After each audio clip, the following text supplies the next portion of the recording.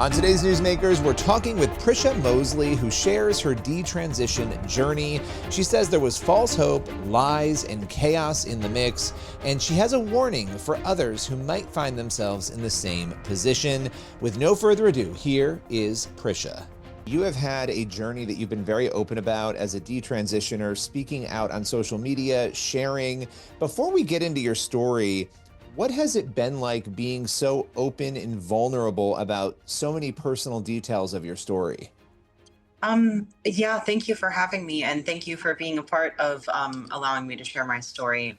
It's important to me to be able to share the truth because there wasn't anyone doing what I'm doing and what other detransitioners are doing now, speaking out and telling the truth. There really was no one to let us know that it was a lie and a scam when I was going through this. So I really feel like I'm helping people, and I've been able to make a lot of connections with other detransitioners as well as parents of people who are identified as trans who just want the best health and outcomes for their children.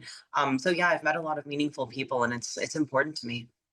Well, and I like to ask that question because I think it gives people a chance to understand the heart behind why you are speaking out and sharing what you are. And you said not a lot of people were doing this, and that is true. In fact, a lot of people don't even know what detransitioner means, even now, even though you guys are speaking out. They don't understand because of the way that culture has handled this issue.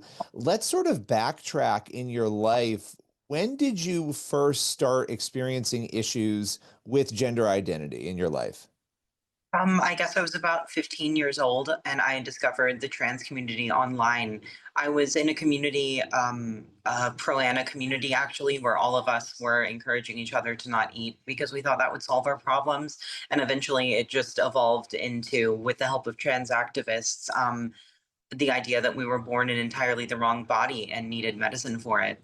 I was 15 when that started, and medicalization began at 16 with Depo-Provera to stop my periods, and then testosterone at 17. And then just a year later at 18, I had both of my breasts removed. So this happened very quickly. How were people around you responding to that? Friends, loved ones, relatives? What was sort of the reaction around you as this was going on? I mean, there was a lot of chaos in my life. I was dealing with trauma at the time, and there was turmoil in my home. So, I mean, the doctors that did this to me really found me and my family when we were vulnerable and we needed help. So, I mean, it was panic. It was, I don't know what to do. I want my child to be okay and stop being suicidal, and we need help. And the desperation of my parents was totally preyed upon. They were blackmailed and all of that, but no one really knew what was going on or what to do. So you're going through this journey, obviously, to help put people, and I don't want to speak for you, so correct anything that I'm saying that you feel is incorrect or wrong. You're going through this journey, you're struggling, you're looking for solace, for peace, for some exit from the way you were feeling, and you're going through these procedures that are very serious, whether it's the medical, the medicine piece of it, stopping your period, or going through actual surgeries. When you were going through all of this, were you getting any relief? Were you feeling better? What was it that sort of initially kept you moving in that process? I mean, my doctors gave me a lot of false hope. I really, really, truly thought that I was going to transition into a man, like have a full sex change, and that all of my trauma would be gone and my mental struggles and illnesses would be cured by this. I thought that all of the problems I had were caused by being born in the wrong body. And I derived a lot of hope from the idea that these problems had a quick fix and a cure, that I could just take medicine and have surgery, and then everything in my life and my family would be okay. And on top of that, testosterone is an anabolic steroid, and I was very depressed and then I was given steroids. So I experienced an increase in energy and motivation and confidence, but that also came with dangerous recklessness and all of the physical side effects that also accompanied the testosterone, like PCOS and pre-diabetes and all of that. But none of these medical conditions that were starting to occur as a result of the testosterone were ever taken seriously or even mentioned or looked at. It wasn't until detransitioning years later and being like, wow, I'm not a man, I'm in the unhealthy body of a woman, did I began to even get help for these issues. So that's interesting because what you're referring to there is having these underlying issues, right? Emotional, you're having these mental health struggles, and you felt like those things were not being treated while they were sort of treating the gender issue, but nobody seemed focused on maybe the underlying issues. That would be an accurate assessment of what you're saying there.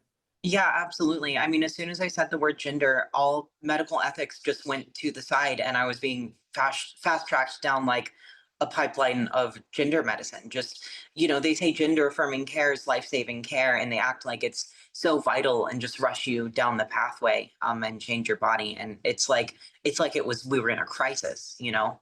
Yeah, yeah, and you're being ushered and pushed. And in talking to a lot of detransitioners, it's a very similar experience that I've heard from others. Now, when okay, so at 18, you have the surgery that you mentioned. How long was it that you attempted to live as a man? How many years went by in this process? I was on testosterone for 7 or 8 years and living that way, just fully dissociated from myself and depersonalized and not living in reality. I spent a number of years as an adult, not really functioning as an adult. I had a partner who took care of me and uh, made my doctor's appointments for me and stuff. And I really wasn't functioning or thriving in any way, which is true of a lot of people who are trans identified. There's no focus on having a good or healthy or whole life or being able to have healthy relationships or a career or anything like that. The entire goal is that the patient doesn't kill themselves and everything else goes to the wayside. So yeah, that is interesting on so many levels, and also heartbreaking to hear you say that. So that's a lot of years to go in this process. And it's interesting. A lot of the people I've talked to, they've gone 7 to 10 years. That's sort of been the time range. That's a big chunk of life. What was it that brought you to the point of saying, not only is this not the path I need to be on, but I'm going to try to go back and detransition, because you had had surgery, you had done some of these things. I mean, these are big decisions. What made you change your mind? So actually, my boyfriend, he has a daughter, and she was about 2 at the time.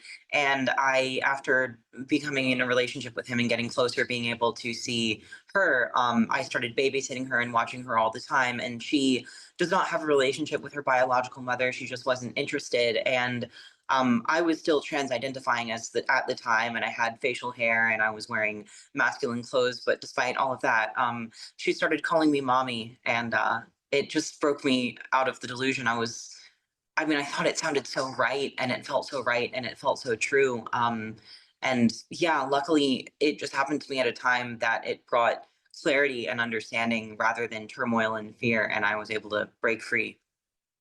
In breaking free, what did that process look like? Because you mentioned, I mean, facial hair and these decisions that you made to change. Now you have to, as much as you're comfortable sharing, now you have to go back. I mean, how difficult? It sounds like emotionally it wasn't so difficult because something like you said snapped you out of it. But what was the actual process you had to go through to correct what had happened? Well, I mean, gender affirming care, as they call it, the wrong sex hormones and surgery, they're irreversible. Detransitioning really just means that you stop making it worse. There's no way to go back. I will never have my breasts again or my original body. I've done some laser hair removal, but hair still grows. And doctors don't cover that. There's no way to make it like my body was never changed with testosterone. My endocrine system is never going to function again. I will never not have to take um, exogenous hormones ever again. So I'm always going to be dependent on doctors in the pharmacy and dealing with side effects. I'll never be able to breastfeed. My body parts aren't going to grow back. The time I lost is never going to come back. So really, detransitioning is just when you stop making it worse. Wow. I mean, that is difficult to hear, especially because a lot of other people are in the midst of where you used to be right now, and maybe even starting on that journey, and they're being pushed on that journey. How long did it take you to feel like you were as close to your old self as you could be? How long was that process for you? I mean, I still don't feel like my old self. I have finally found a doctor who's willing and able to work with me and has put me on bioidentical estrogen and progesterone and other medicine to deal with the insulin resistance and the PCOS and the prediabetes and the Hashimoto's too, all a result of taking testosterone. And I have lost a lot of weight, which makes me feel better from fixing the diabetes issues. And I have some less cysts on my ovaries, so I'm in less pain and things like that. But I mean, I don't sound like myself when I talk. It's a different voice in my head. And when music comes on the radio, I have like muscle memory and I know what it's supposed to sound like. And I can't sing. And it doesn't sound like me when I speak. And speaking for long periods hurts my throat. Um, and I have a lot of chronic pain and I look different. I don't look like my mother and my sister anymore or anyone. I look like someone who was experimented on.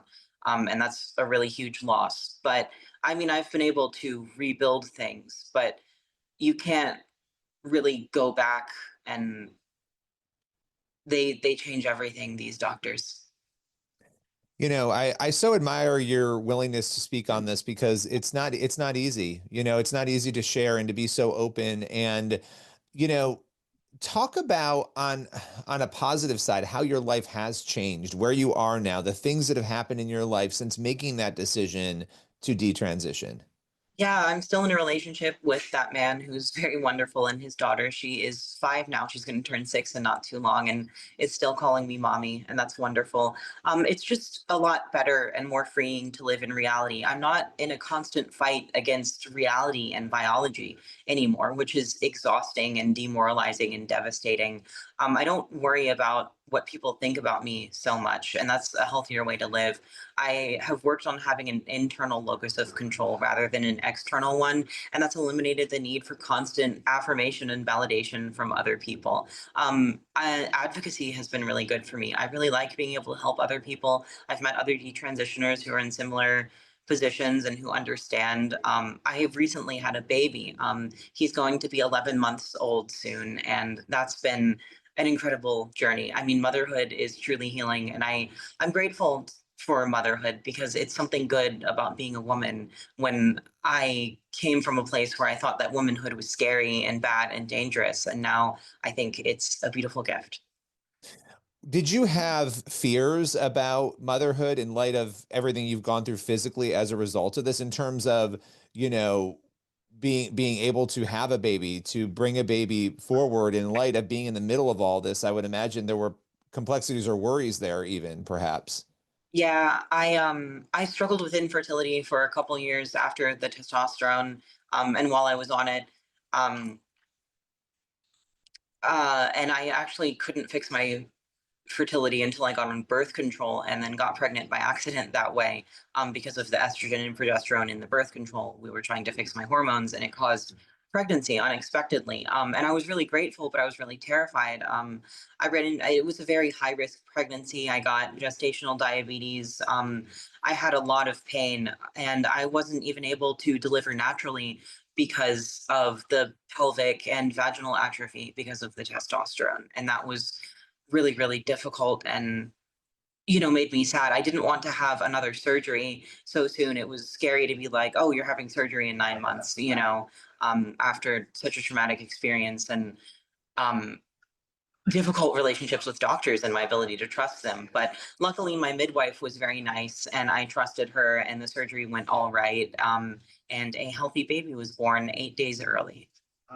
Well, I so appreciate you sharing that. And I know that these questions they can feel invasive, but I wanted to ask you that because I think helping people understand the impact of taking, the testosterone, the drugs that you were taking, knowing that there is an effect. It's talked about as though there's not an effect. It's like, oh, this is no big deal, right? I mean, would you say that's accurate? I feel like it's sort of thrown out there as just no biggie whatsoever. Yeah, I mean, everything they say about it is a lie. It doesn't change your sex. You're not aligning yourself with the male hormone. You're becoming a hormonally imbalanced female. And then you're going to suffer brand new consequences as a result of it, not to mention the result of not dealing with the issues that caused you to want to take it in the first place. It's just a complete mess. One final question for you before we go. Has this impacted the way you look at, faith? Because a lot of people, and I don't know what your journey has been, they come out of this and they find faith or they have a new view on faith. I was just curious where maybe you are on those particular issues. Yeah, I think that's an interesting question. I actually see trans ideology as sort of like a tantrum against Christianity. It's like the idea that you can uncreate and recreate your body in your own image. I also view it as sort of a form of Gnosticism, like the idea that the flesh is evil, the flesh is material and bad, my breasts are causing my suffering, and therefore I have to remove them and then I will find peace. And I think all of that leads to emptiness. But having a sincere relationship with God is something different. It's not a chase, you know what I mean?